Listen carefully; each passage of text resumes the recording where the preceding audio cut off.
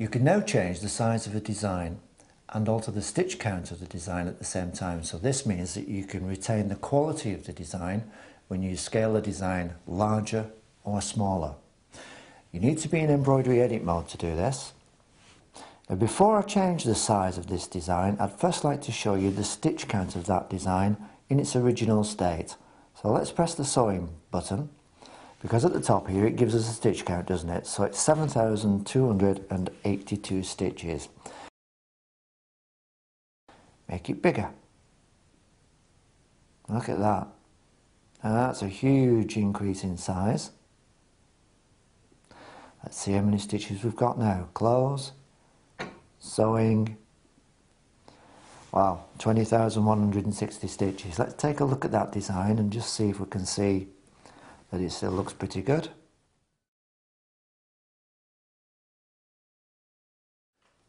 Okay, this next feature is something that I really like. Have you ever wanted to reduce the number of stitches in a design that is too heavy for the fabric it's going onto or the size of the design that it's at? In other words, you stitch it out, pulls the fabric in really heavily, feels like a board when it's finished. You just know that there's too many stitches in that design. Well, no, you can't, and you can do it on the machine. I can go less or more density. I'm reducing the density here from 100% down to 85%. And we've now got 7,088 stitches in that design, so it's removed some of the stitch density within that design. That's a fantastic feature that will be very useful on quite a number of designs that we come across these days.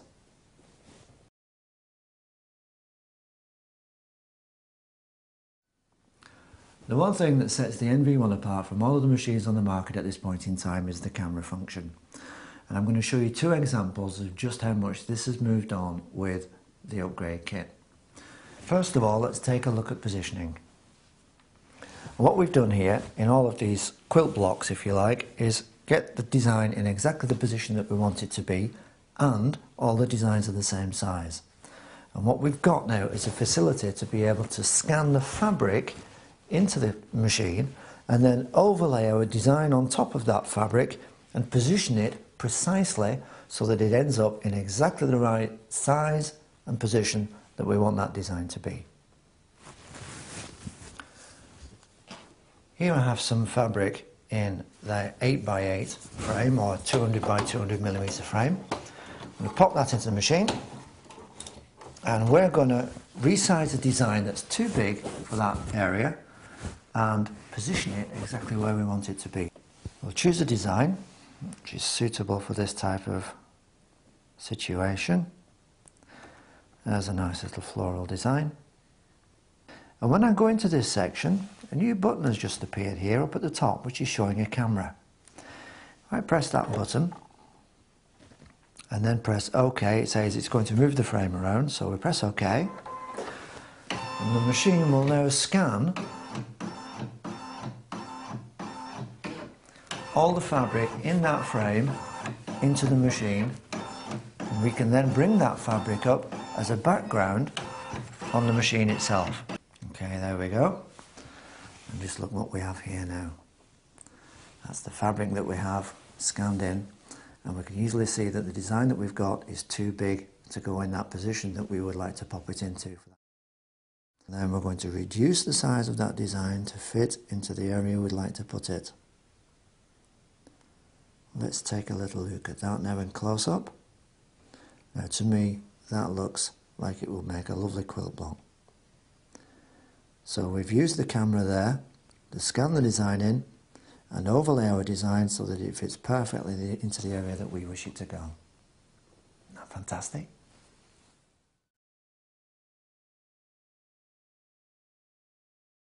In this example, I'm going to show you how you can create supersized designs using the camera feature of the NV-I.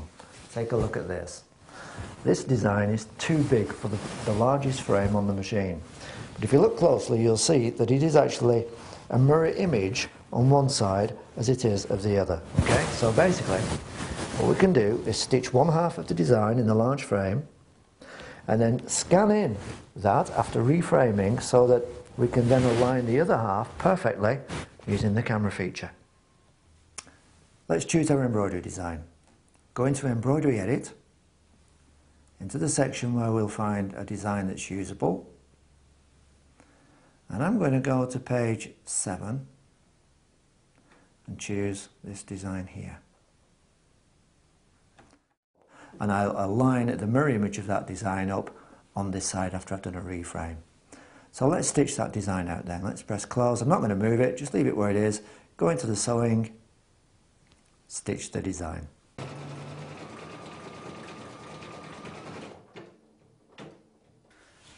Okay, it's at this point now that we need to reframe the fabric.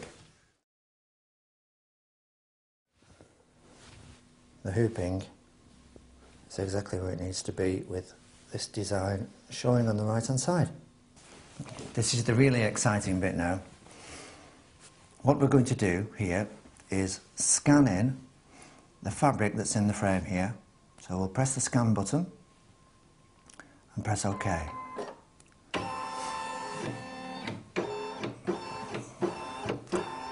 Just make sure that any fabric that you've got around here doesn't get in the way of the frame as it's doing the scanning.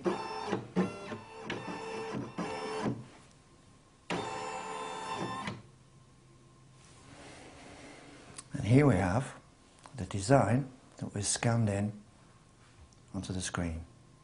What we're going to do now is flip this design. This design is a little bit lower down than that design there. So what I'm going to do is just edge it up so that I can see that it's more or less on a line there. Let's take a quick peek at that.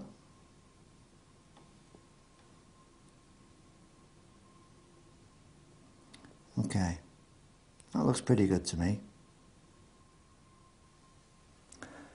Let's stitch.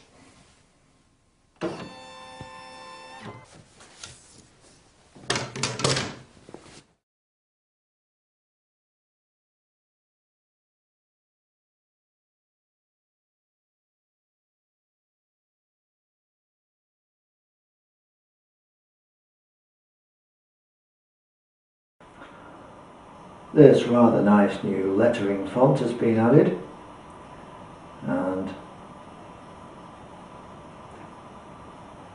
we go into the fonts.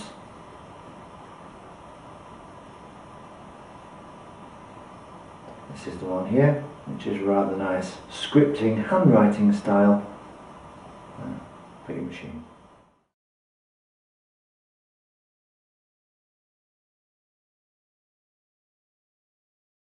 If you want to get really creative, there's now a new creative bobbin case where you can use thick and heavy threads to give you a sort of a hand-sewn appearance to your embroideries and sewing. The creative bobbin case has an adjustable tension screw on the front for using different thicknesses of threads and ribbons, and also comes with a new stitch plate cover which helps to keep the bobbins and ribbons in place. And the B denotes that they are bobbin work designs. They're extra large stitching designs, longer stitches to create the design. We're going to stitch this one, so we'll select it and press sewing.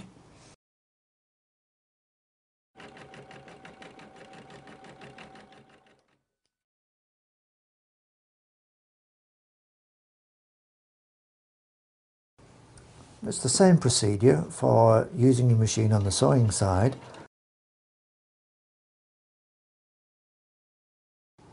It's pretty amazing what you can get through this creative bobbin case. For this particular ribbon here, we've hand wound it onto the bobbin, and instead of going through the tensioning system, we've laid it over the back and allowed it to just pull through naturally without any tension on the thread.